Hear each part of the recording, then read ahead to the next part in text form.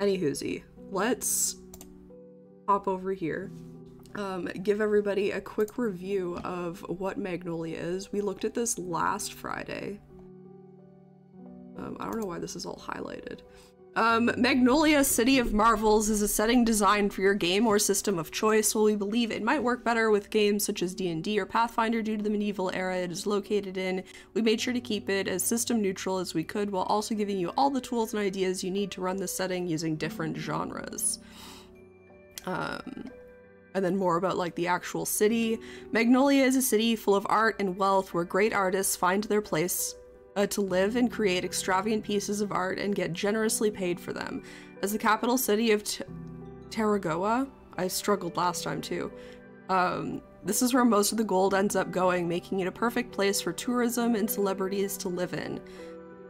Amongst all the wonder and fashion, nobles govern and instill peace in the city through any means at their reach to make the city itself remain a wondrous work of art. On the other corner of the city lie the gangs, such as the Purple Dragons, making a scene and showing art is intended to be a form of freedom. Limiting it means oppressing the people and what art should truly be like. This collision of ideas has been going for the past 3 years with the appearance of Amari within the ranks of the Purple Dragons. Back to Magnolia. I've been watching a glass blowing competition, so I feel like that might influence what we end up talking about today. But I wanna take some jots just about like what things come to mind when I read through Magnolia the first time. Okay, here's a question to kind of like bring us back to Magnolia. So it's all about art and mentions of like different art as well, which is something that I was like curious about, like what was considered art in Magnolia, like if like, you know, like it is theater art, and it does seem like theater is considered art, like even in the supplement. So what about food? Who took first? You're fighting Liwa, Michael. Is cooking art? That's what I'm. Yeah, yeah. Food is art. Yeah, that's the thing. Is I'm very interested in like taking everything that is art and making it art, because while I was reading through, I was like, oh, I wonder if they would consider, you know, like writing and poetry as art, and I'm like obviously they would, but then like the next question is what is considered traditional? Versus like the new stuff, you know? Have poetry battles, love it. Let me scroll up, we got a lot going on here. Did add food as a thing in the sample? Oh, nice. I can't remember. It's been a week since I've read through the whole thing. Leo's super cute, you forgive them? Fair enough. You guys are very silly. I put in 3 times, each time it was terrible. It was also made in Oregon, so don't feel it was authentic. That's fair. That's fair. Writing's a big thing as well. So I love that as a writer. It's just easier to oh, absolutely, it's easier to show the visual stuff, which is exactly why like my first question kind of while we were like perusing through it last week was, I wonder what's considered art. Because fashion was brought up, and I'm like, dang, like if fashion's brought up, like not that like I don't think fashion's art, but if fashion's brought up as part of that like traditional art and not just like a cultural thing that is traditional, like that feels like everything that could be considered art is art, and that's really interesting to me. So I've been watching Blown Away, which is a glass art thing. So I was thinking about maybe looking into like what like traditional glass art would be like in a medieval setting even, or just in general, because like the first thing that comes to my mind are video games art. I mean, if we set this in a time that has video games, I would say yes. And that would be a really interesting thing to consider, like what is a traditional video game? Versus like what would the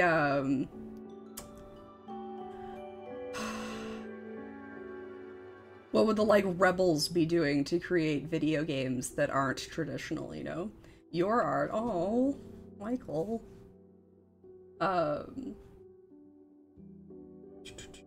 Even wrestling is art. I mean, yeah, absolutely. Especially if we're talking, you know, like WWE wrestling. Not that I don't think like other sports can be art.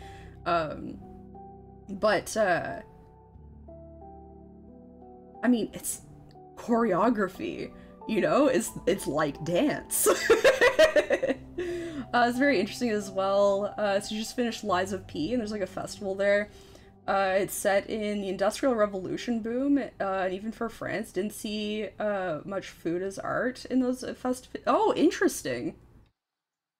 Really, art is mostly the creation of the thing versus the actual finished product. That's fair. That's another thing to like think about. As far as this, if you transfer to modern day or future days, video games would be art for sure. Yeah. WWE is entertainment with a sporting event. Yes. Yeah. Sure. Yeah. Well, like I said, like it's choreographed, so like it's not that different from like dance or gymnastics, which are definitely like those like physical arts using like the human body.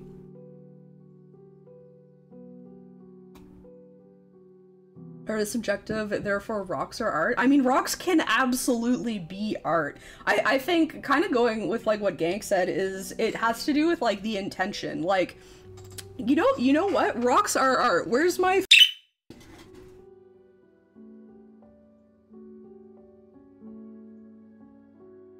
I don't know where it is. I have a pet rock around here somewhere that I painted. It is art. I don't know where he is.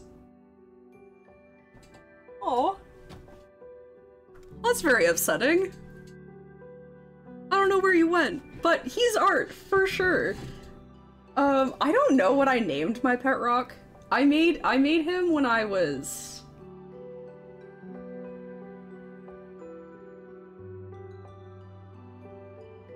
8?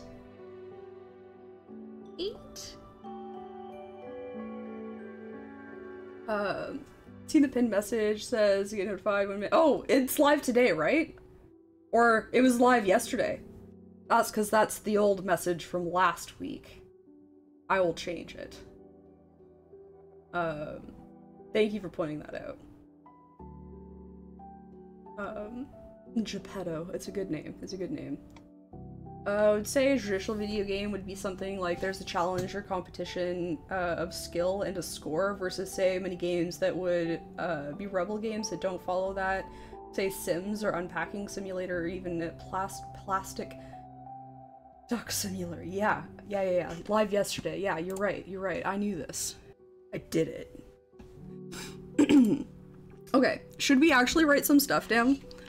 So I've kind of wanted to start off just with like the thoughts that I've already had or that I had while we were reading through it last week, which was kind of like what is art, which we've talked about a lot, and therefore like what is traditional art.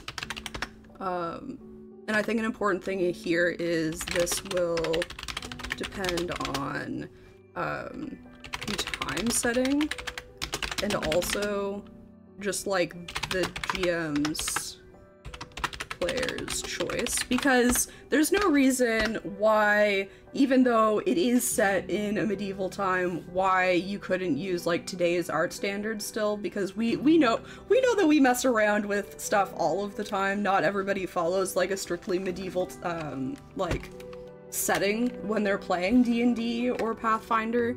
Not to mention the fact that this is set up so that you can play it in the future if you really want to. You can make little adjustments to it, set it in the future, and then you really get to play around with what traditional art might be, because traditional art might be the art of today, and then what have the rebels done since then. Do you think food is art? Definitely would call it culinary arts for a reason. This is true. Delicious in Dungeon also would argue for art in a medieval setting. Yeah. Oh, absolutely. Yeah. It's also encouraged to use today's standards for a lot of stuff. Yeah. Well, see, and this I think is a really interesting thing, and this does make me want to just like dive into art history and or watch an actual play that uses this, that like all of the players are just like art history nerds, so that like we really get like a good understanding of art. Because like I know like little bits and pieces of art, Art history definitely isn't something that I know a lot about. So, like, if I were running this, I would probably end up doing a lot of research and really enjoy it. There are a few APs coming soon using Magnolia. Nice. I'm excited. Because I think there's so much that you can do with this supplement, and I think you and the team have done a really good job of kind of giving the, like, even just in the sample, giving the, like, idea that this really is like a system agnostic thing, and set up like little like pearls of like where to start if you're not playing D&D, or if you're not playing like a traditional D&D, even like if you want to go like more like mystery bent. Like, you've done a really good job of giving like a starting point for that.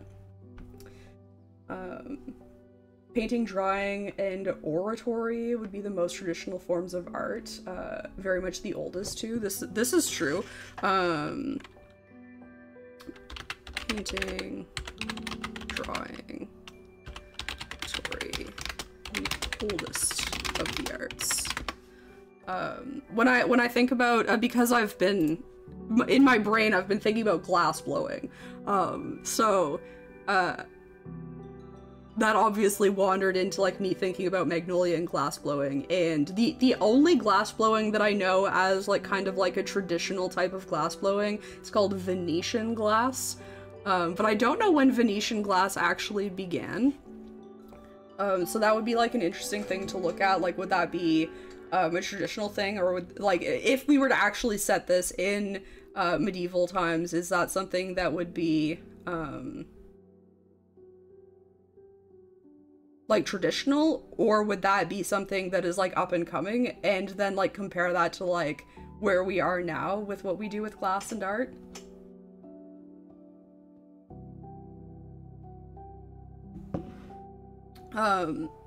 Obviously, like, the next step to, like, what if we put, like, the oral tradition of art, and then also, like, the first time it got written down, and then also, like, how much of storytelling in our setting, in our specific Magnolia, is still only oral. It would also be interesting to explore the mechanical art of dwarven technology, or even some possible light magic showcase. Magic is art. Dwarven technology is a really interesting one.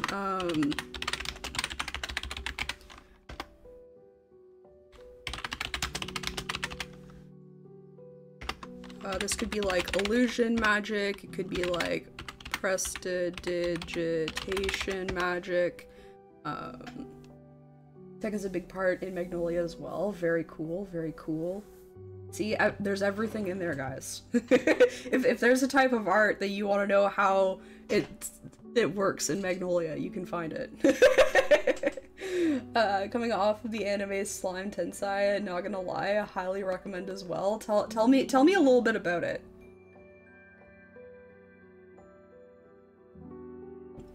Did you see that Red started Delicious in Dungeon? It's a mixture of magic and tech, similar to Arcane. Ooh, okay, cool. Cool. Oh, I like that. I like that, like, just like visual vibe even. What's that face for? What does that mean? I love how I make emotes and then people use them like, I don't even know what you mean by using that. Is it just because we were talking about you? It's not like we're talking about you behind your back. We were just talking. Dwarven technology, just like, like gears and jewels and stuff just like comes to mind, but why not put those things together? Within fashion, an interesting thing to think about is like the different pieces of fashion, because there's, you know, like there's clothing, but then there's also shoes, hair, makeup, scent? Is fragrance considered part of fashion? Martial arts as art? I mean, it's right there in the name. I've been there. I've done katas. It's been a very long time since I've done one, but... thinking on creating a subclass based on martial arts, trying not to go too much into the monk vibes. I think people would really appreciate not going into the monk vibes. I think something that is lacking from like the monk class is expanding into different types of martial arts instead of this like conglomerate of very like obvious places. So like the things that we've talked about this on stream a couple of times, and the two that usually come up are like capoeira and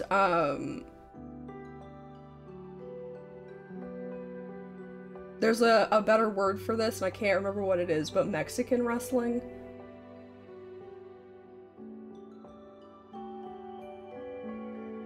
But also just like, you know, like WWE style wrestling. I think Lucha Libre, thank you. I knew there was a lucha, but I didn't know what the rest of it was, and I was like, somebody in chat will tell me.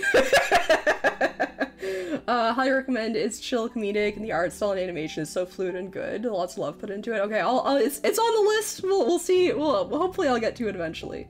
There's kata, and then there is things like the Shaolin monk who does the dance with the two-handed sword. I don't know what you're referring to, but that sounds very cool. 2024 Bard Dancer Sub-School is basically a martial artist. Oh, interesting. Okay. Lucha Libre. Okay. If we bring this into the present, animation, obviously. Let's actually title this, in the present. Let's say animation, video games. What else, like, exists now that definitely wouldn't have existed back then? Oh, did anybody have an opinion on whether or not fragrance is fashion? Perfume and fragrance, you would say. I would definitely think it's art. Like, I think it's like one of those, like, where art and science meet each other. Kind of like cooking. Art and science meet each other in cooking. But I don't know if it goes in fashion or if it's like something just like entirely different. I love dance. Heck, I love art. I may not know a lot about art, but I do really like art. And I like learning, I like listening to the people who are genuinely excited about the art, and are willing to talk about it in that, like, to outsiders it sounds pretentious. I was talking about this, I think over in Red Stream. Maybe it was here, but I really enjoy genuine, like, that pretentious sounding talk of art where people are like, ah, bleh, pretentious art talk. But like, if you are genuine about it, I think it's actually really, really interesting to like hear the stuff that as an outsider you don't really understand about the art. So like, even just like talking about like techniques and like understanding like what a well done like technique is, like Venetian art, for instance. Like, you can do Venetian glass, you can do that really well or you can do that really poorly, but like me, I would never be able to tell. So hearing somebody like dissect the like intricacies of it is like really interesting to me, as long as they're not like, you can tell when they're being like pompous and putting on a show versus just like being really into the art, I think. Don't know much about fragrance, that's fair. Perfume is quite a pretty antique thing. It is! Oh, and alongside fragrance, you would have like glassmakers making very pretty bottles, which I think is cool. One of the challenges in Blown Away was to make a perfume bottle, and it was a really interesting challenge because not only did you have to make like the perfume-sized perfume bottle, but you had to make like a larger version of it that was meant to be like the exact same, just like made bigger. And I thought this was just like part of the challenge, but it actually turns out, because they had like an expert like perfumer as one of the people who was being like the guest judge, was like, no, like we actually have these made and they're used as like pieces like in the window of a perfume shop to like draw interest, because like a giant perfume bottle is easier to see from far away, so it's used for advertising. But usually you want like a very small bottle to actually hold the liquid, because fragrance is like pretty expensive usually. Only seen him do it with the one sword before, so this was an interesting version. Oh, interesting, okay. Art would also be depend on your sense. Like, people with a highly developed sense of smell may find smell artistic, where those without it will not. That's fair. That's also interesting. Oh, what about, are there people that just don't get it, but stay in Magnolia?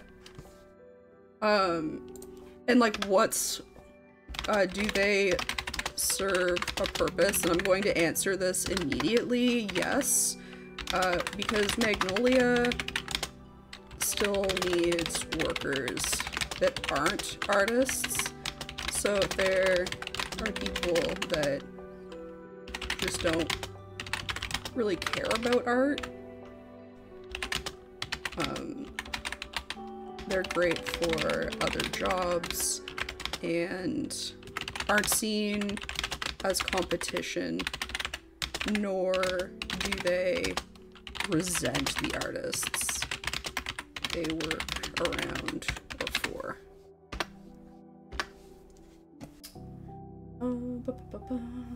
Same for sense, we don't think of, like, humans don't sense magnetic fields, but a person who could maybe do that, or creatures that see into the infrared and ultraviolet spectrum.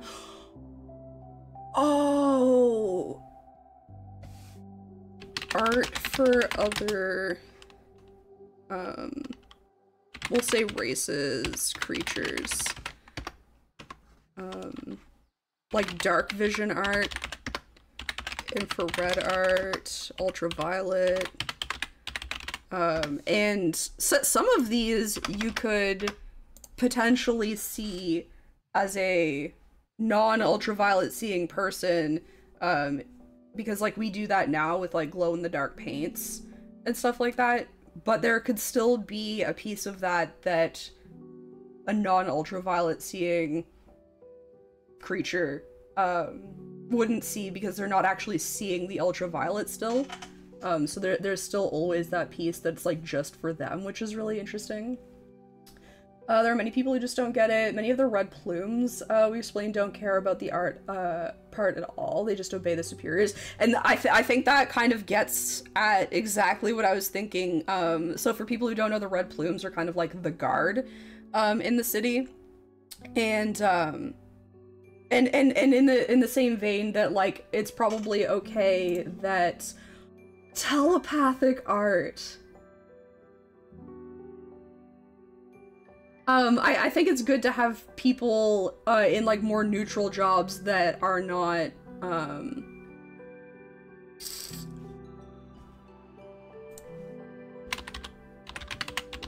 I'm gonna put telepathic art in 2 spots.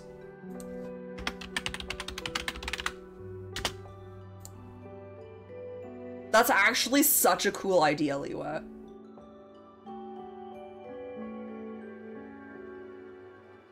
Oh, I'm missing an I in prestidigitation. Like, you made my brain go it had a lot of thoughts, none of them have stuck yet because that's how my brain works, but they'll solidify and I'll come back with some great ideas. Oh man, telepathic art is actually super cool. I'm just thinking about like how immersive telepathy could make art. In a homebrew game you had a bird people. They were at risk of fire because their feathers and such, so they made ones with glass blowing, flying and fire handling, dances, breathing, etc. Were all important to them culturally as forms of art. Interesting. That's always like an interesting thing to have something that's kind of like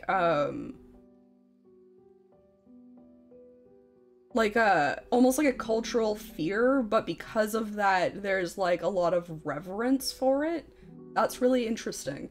Oh, the other thing that I think is important, and this was brought up in the sample, is that this is a place where there are like a lot of different cultures kind of coming together, but I wonder how much pushback there is when Other cultures push their art forward and visit, immigrate. That's just kind of like an interesting thing, because like while Magnolia wants to keep art very traditional, that doesn't mean that like everywhere else in the world is holding back their art. So they might see like traditional art from the lizard people in the desert, and like their art was this way and that's the way that they've seen it for a really long time, but over in the desert they are pushing forward their art, and so their like normal art like shifts. And so I wonder how much pushback within Magnolia there is to those like cultural changes outside of Magnolia. Like do they expect those people to like keep their new art out? Which is what I would suspect. But at the same time, like, are they worried about, like, offending other areas or other nations? You know how the military and whatnot do choreographed jet flight shows? How about flying creatures like dragonborns with wings doing a flight show? That would be art, absolutely. That's kind of like, that's like more like physical art, where like dance and gymnastics and katas and, flying shows. There's, I had a word. The word has escaped me, though.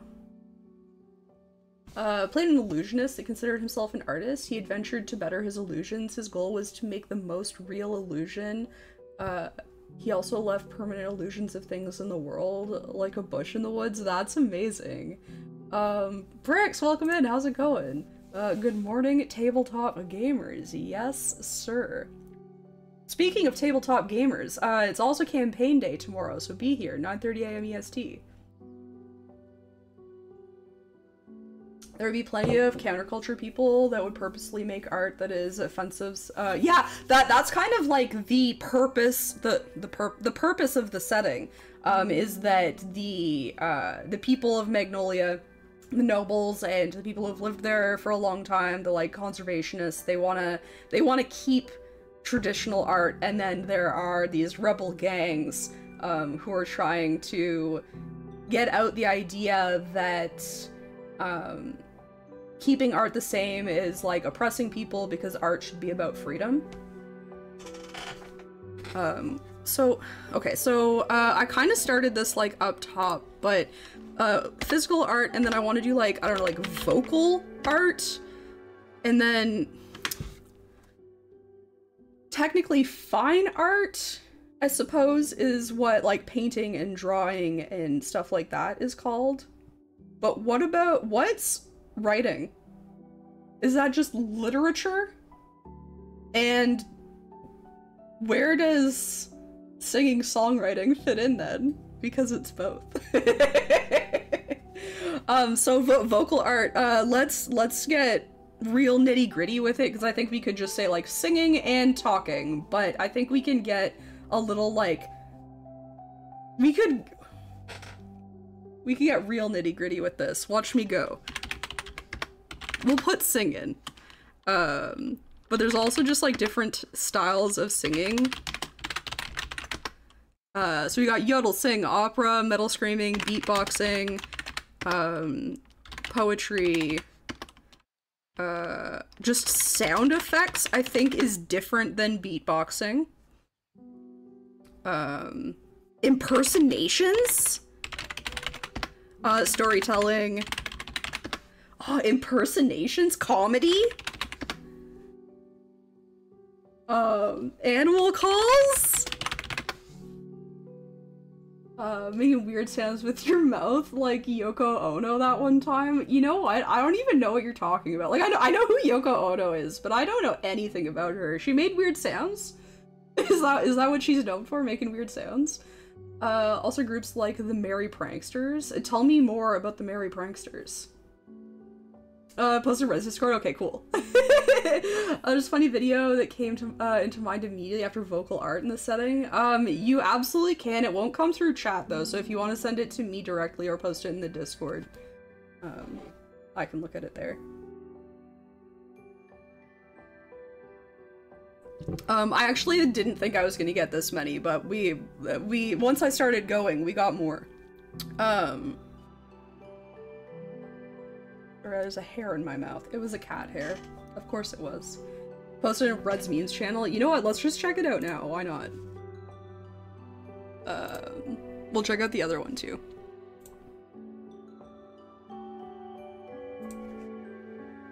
I'm excited.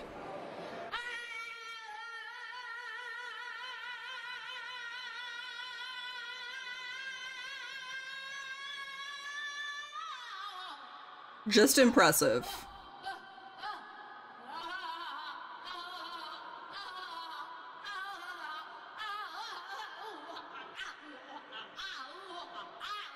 Oh, this is very long. Okay, I don't think I'm gonna watch the whole thing. So, I have a hot take. Like, probably a very hot take, because I think a lot of people are probably like, ah, she's being really stupid, weird, and like, whatever.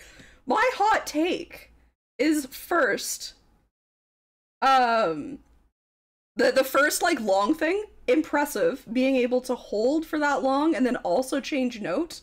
But then, like, there's also just the, like, power that comes from being able to just, like, let loose.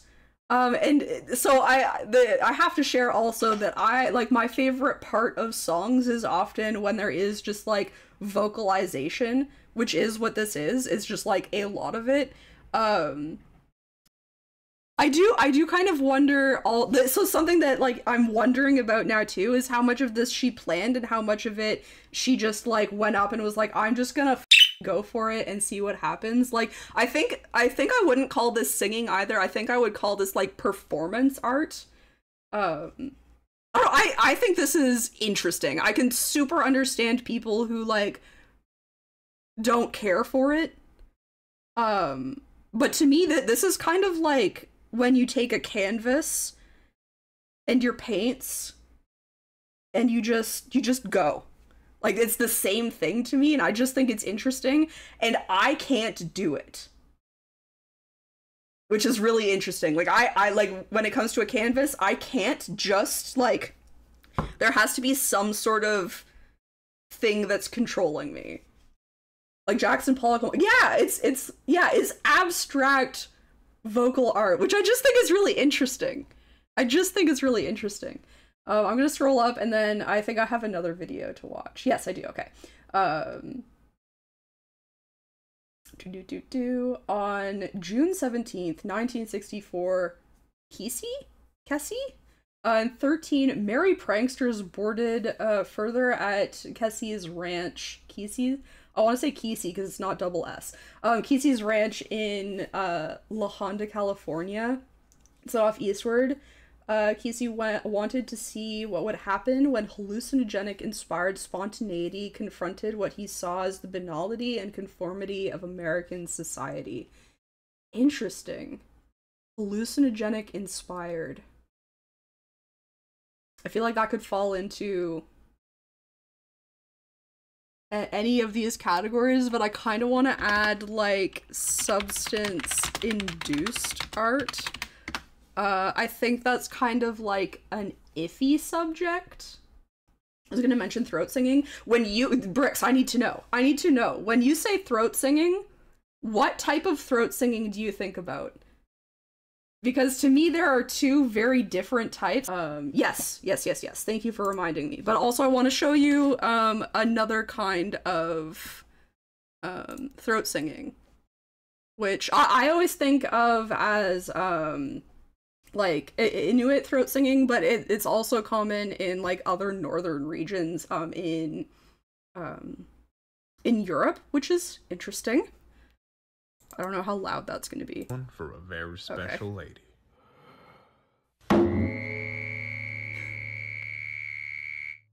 Okay. Okay, but this is actually great for you to bring it up because there would be like frog people. Frog croaking. Which would also be like bird tweeting because there's like bird people around. What about like hissing? You know? I haven't planned for so many anthropomorphic beings, but it's a great addition. There you go. I mean, hey, maybe you call me in and we do an extra supplement. Because this, I think it's a really cool addition, yeah.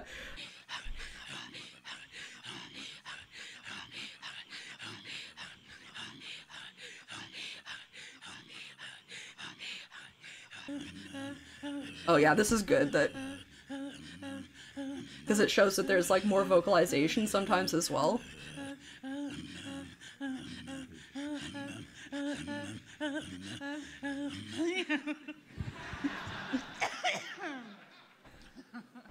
So, because it was a competition, we would bet on different things. Like if someone wanted my outfit, and I didn't want to give it up, they'd be like, "Oh yeah, I'll throat sing you for it." I said, "Okay."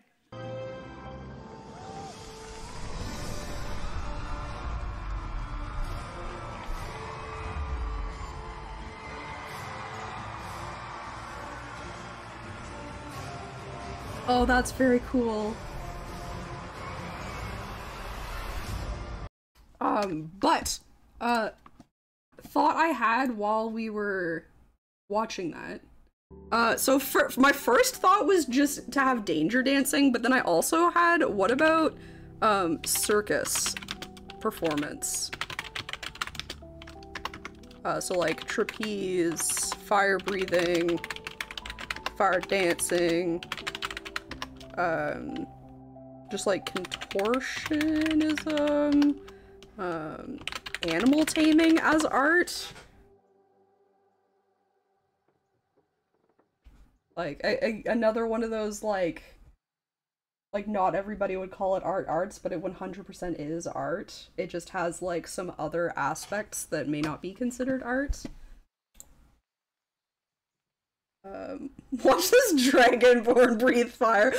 I did have that thought in the back of my head, but perhaps there's like fire breathing like as a non-fire breathing thing, but then also like fire breathing from like creatures that can breathe fire, but they like do something different with it. Also though, dragonborns who breathe other things, and just are like artistic about how they do it. Cause like I forget all of them, but there's like lightning and poison, or lightning and acid, for sure.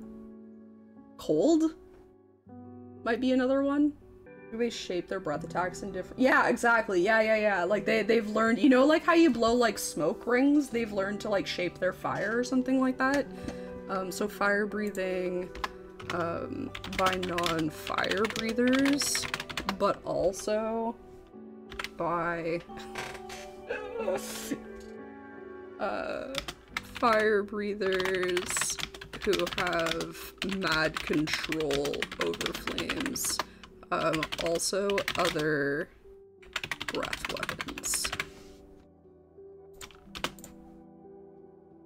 Well, this took a different turn than I was originally planning on doing, but I think this was very enlightening.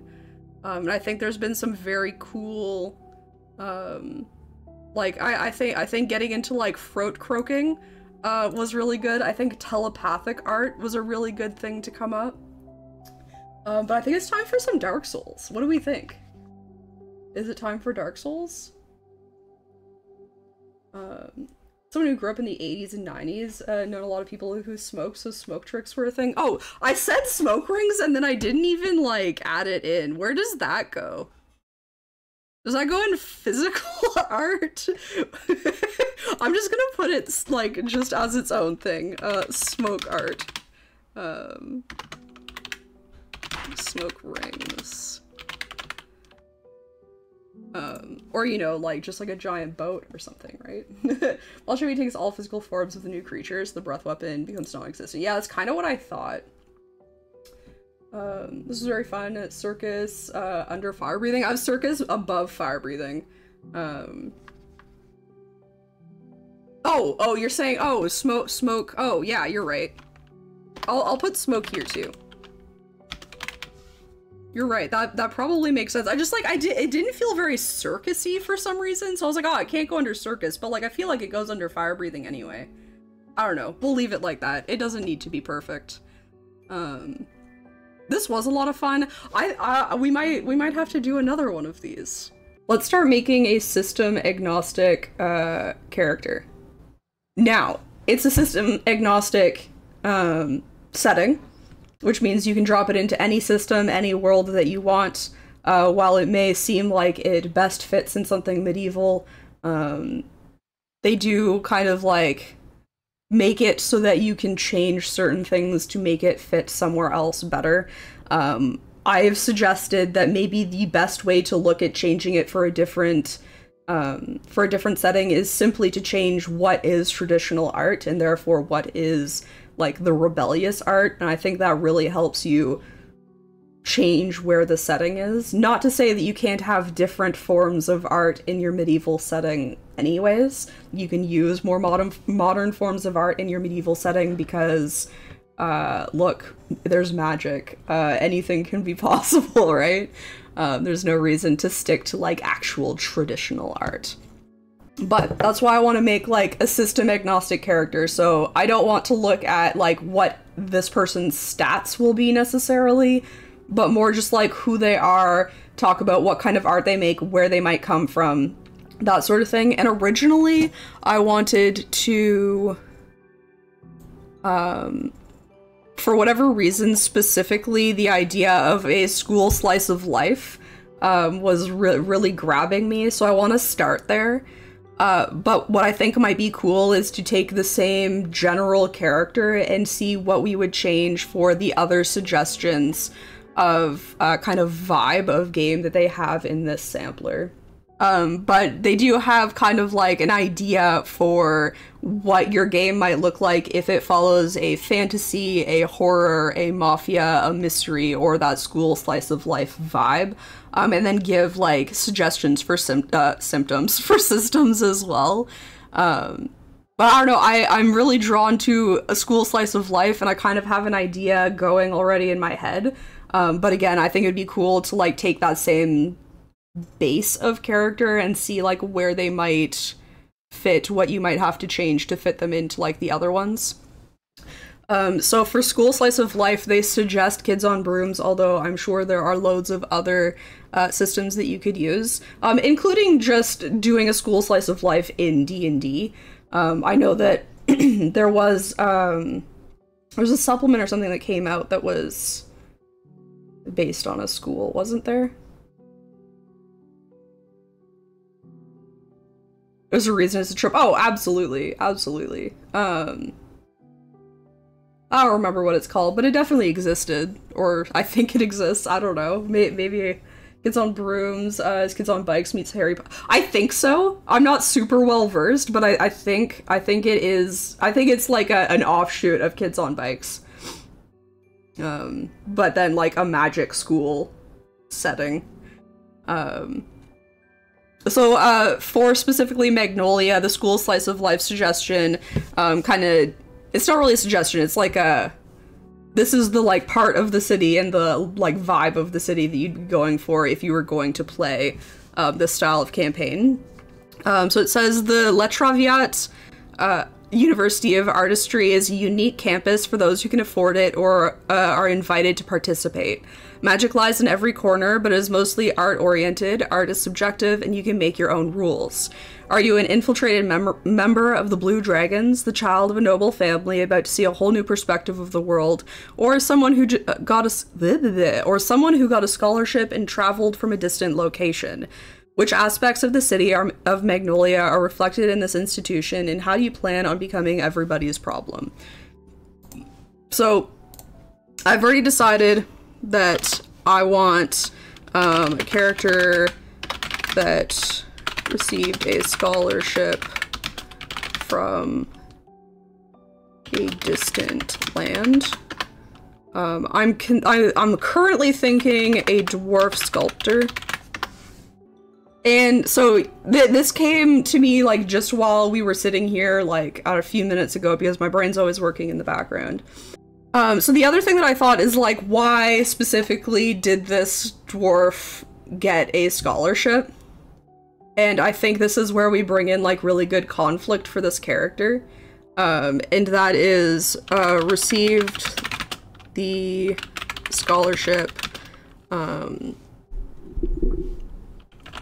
because they are trained in traditional sculpting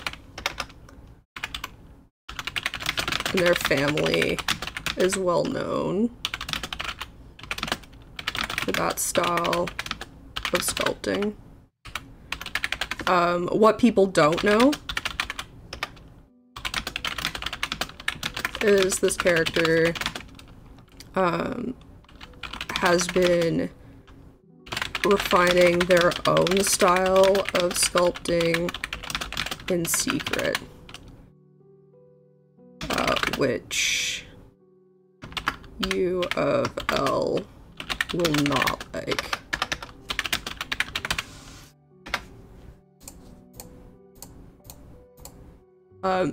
Is it U of L or no, it's LU. This is kind of like the base that I have for this character. Obviously we need to name them. Describing what they look like is like a little important, I suppose. Especially anything that's like quirky that will also maybe set them apart from the normies of Magnolia. Especially because they're coming from a distant land. So I guess it begs the question, what does their fashion look like based on where they're from in relation to the fashion of Magnolia? Because we know that everything in Magnolia is art, and therefore is meant to follow the traditional rules. Whatever that means. Because we don't have a good idea of what traditional garb looks like, for whatever setting this happens to be in. I'm sure there's more about specific fashions in, like, the full supplement, but we don't have that. We have a sample. So we kind of have to, like, guess for ourselves. And, like, maybe, like I said, even when we get to it, changing that up is probably going to be something that a lot of people do to kind of, like, fit it to, like, fit the city to their settings, if they plan on having this, like, dropped into an existing campaign or something like that. But if this is a dwarf sculptor, if we go kind of like traditional dwarf, likely they spend a lot of time underground, they spend a lot of time getting dirty just because of their art, so that probably has something to do with like the dress that they use. So I would suspect, you know, like maybe like very simple clothing.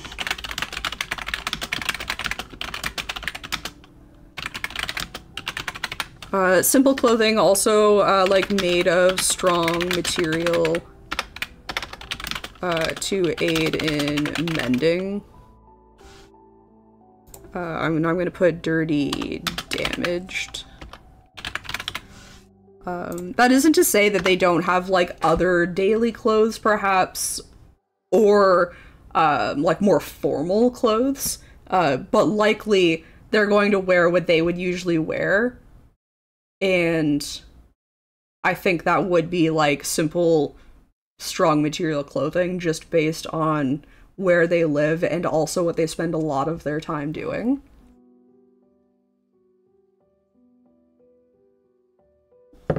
So how do I think that is in relation to Magnolia? in relation to the fashion of Magnolia, based on the way that I'm going to think about Magnolia, is that their clothing is probably too simple. So they're seen as not expressing their artistic viewpoint. That's not really what I want there.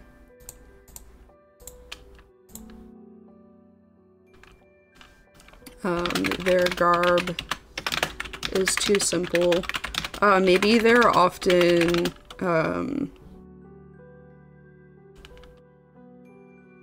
mistaken for the people in the city that care not about art. Because we talked last time about how there would obviously have to be, or not that there would have to be people who don't care about art, but there are a lot of jobs that need to get done that don't have to do with art, and the best people for that are the people who, like, don't care about art.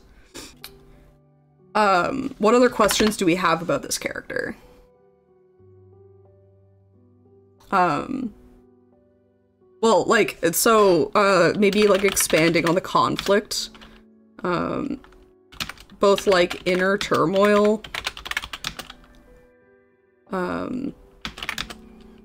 of traditional art they've been, like, recognized for,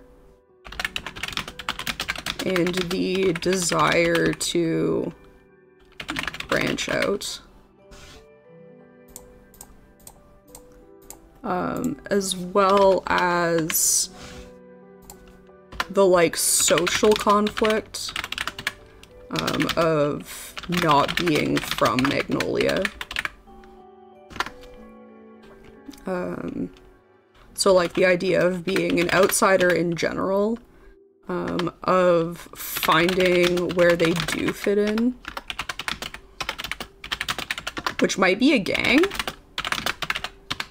And then that leads to, like, a whole other thing of, like, what does being in a gang mean? And also, are they able / do they want to hide that they're in a gang? Back to the inner turmoil, I wonder, so, like, we know how, like, Magnolia will feel. We know how Magnolia will feel about rebellious art, but how would their parents feel about it if they found out? Also, just, like, kind of a random question that I'm going to throw in here is, how do teachers respond to rebellious experimental art? This idea is kind of interesting, of, like, experimental art, because right now, at least in the writing sphere, a lot of journals say they're looking for experimental writing. But that isn't always, like, a thing that they'll actually take. Is their clothing simple, or because dwarves rely on dark vision a lot? Does it lack color because dark vision is black and white, and it actually has differences that people not used to it will just not notice, and even if it's infra or ultra visions for some other systems used for dwarves, normal people in normal lighting might not be able to see that. That's actually a really good question. I'd suggest specifically for this character, not necessarily all of where they're from, but this character, it's actually simple. For that purpose of, because they are constantly dirtying and damaging their clothes, they don't feel the need, or they don't want to have clothing that is special, if that makes sense. However, this is a really interesting idea, and I kind of want to jump all the way back up here to fashion and drop in, no, it's not really what I want. drop in the idea that clothing from other places / clothing for other site types, infra, ultra, dark, etc. Because that is a cool idea. I just think that, like, specifically our character, it would be simple even for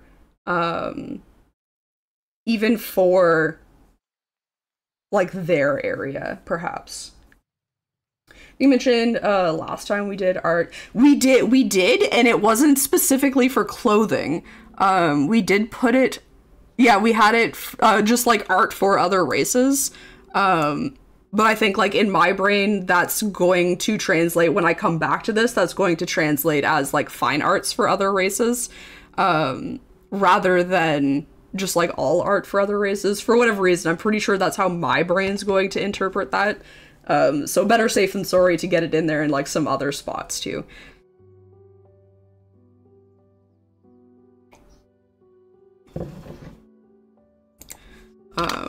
I don't think we're gonna, like, finish this character today by any means, but this will be a good start for it.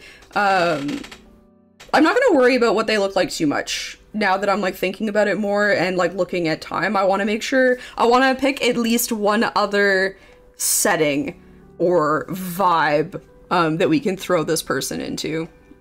So for Mafia, it says, noblemen are fighting for the position of power within the city. Gangs are butting their heads over who domains the lowest parts of the city and lead the movement in the right way. Meanwhile, these two groups fight against each other, using their henchmen and goons to see who ends up as the king of the hill. Whose side are you on, and why do you even care about all this drama? I feel like we've already accidentally, like, dipped into this one, so this would be a really easy one to switch up our character a little bit. Even more interesting is maybe the character that we've already created as, like, an older person. It, like, goes from slice of life school, they graduate school, and, like, morphs into, like, Mafia. That would be, like, kind of an interesting thing. So it would make sense, like, if we have this character and we, like, age them up for a Mafia campaign. So that might be something interesting to look at. Maybe we just, like, add in that, like, an aged up version of this character may lend itself well to the Mafia tone campaign.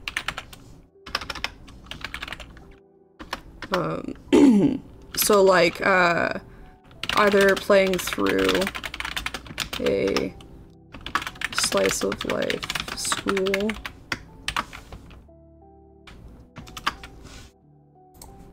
or using it as a thought experiment for the backstory of the Mafia character. Would be fun.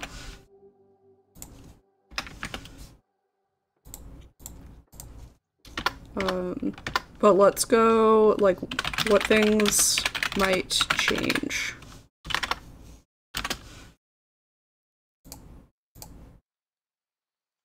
I would assume, if we're going to kind of, like, steer this character in the direction of, like, moving over to a Mafia-style campaign, they retain their rebellious streak. Oops.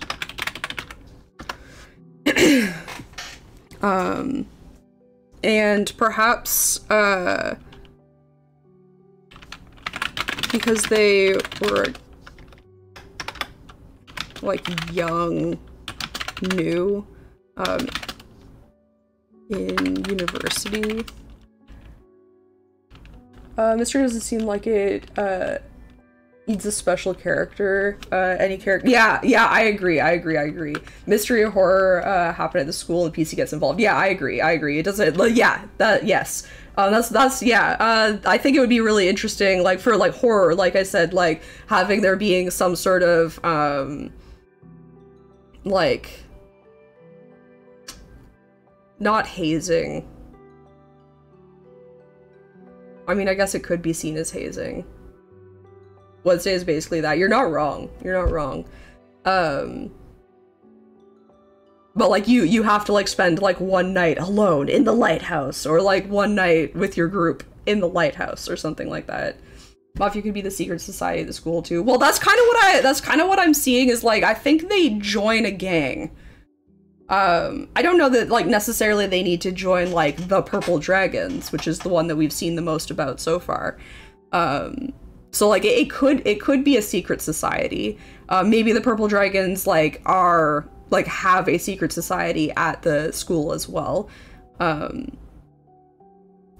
Because they were young or new in university when they graduate or drop out. They are considered one of the goons. And so they need to go through the ranks, which I think gives us kind of like the desire. So so like not really conflict, but like kind of the same, or the like desires the desire to gain ranks is part of what drives them. Gay is such a bad word. We prefer Urban Guerrilla Art Collective. I love it. Which is, some of the gangs in the city probably are something like that, and probably do like get mad about the word gang being used. But of course, like this depends on like whose perspective we're looking at. If we are looking at it from the conservationists, like of course they're just gonna view like any of this as like pure criminal gang garbage activity or whatever. But like anybody who supports it is like, no, they're maybe doing the right thing, and probably have different views about like the different avenues that different groups are gonna take, because there are going to be like more and less radicalized groups, I would think. I think another thing to note is that their personal style of rebellious art will have been influenced by the rebellion gang. And then we kind of have the question of, are they aware? Does it bother them? Do they have a desire to once again break free of something oppressing their creative style? So this kind of sets them up to be like from under one thumb to another to yet another. Because like they go from like under like the thumb of their parents, perhaps. We didn't really decide if their parents are like super like particular. Like they may be well versed in traditional sculpture and they may have taught that to like their kid, but would they have been okay with them like trying something new? We didn't really decide on how that happened, and maybe it's like super nuanced. Well, like what I'm assuming is whether or not they would have been upset about it, our character never told them. So whether or not they were actually under a thumb, they certainly felt like they were under a thumb. And then they go to the university and suddenly, and they're excited because, oh yay, I finally get to like be out on my own creating art. And then it's like, oh, never mind, I have to create this like particular traditional art. When I rebel, I get in trouble, like that kind of thing. And then perhaps the gang itself is a little bit particular about the type of rebellious art that gets made, which like you wouldn't necessarily expect, but I could foresee it being like, you know, every piece of your art has to like be a rebellious piece of art that's like doing something for the cause kind of thing, where even though the cause is that they think art should be art for art's sake and that it shouldn't have to fulfill like this like traditional idea, they end up making their own idea of which of what like their art needs to be, because everything needs to be for the cause. I could see that being a thing and that being like a really interesting like conflict. Seven Bring It On movies. Still need to watch the 7th one, which is Bring It On, Cheer or Die. It's a teen slasher film. You know, I've seen, I think, maybe 2 Bring It On movies. I might just watch the 7th one, because that seems like fun. I was never a big Bring It On fan. Like, I didn't watch a Bring It On film until I was, like, I don't know, probably an adult, actually. I don't think I ever watched one as a teen. You like bad movies? That's fair. Hey, I like some bad movies and some bad TV, too. I'm all for trash TV from time to time. There's nothing wrong with that. I think I'm ready for some Dark Souls. This was a lot of fun. These Magnolia videos are going to be made into a smaller Magnolia video, in case you missed some, you want to see, and I might end up adding some stuff just because, like, if thoughts pop into my head, like, editing chick's gonna, like, pop in and be like, I just had this thought, or whatever. Thank you so much for checking out this video by Chick of All Trades. Don't forget, if you enjoyed, to like, comment, and subscribe. And please don't hesitate to come check us out live on Twitch.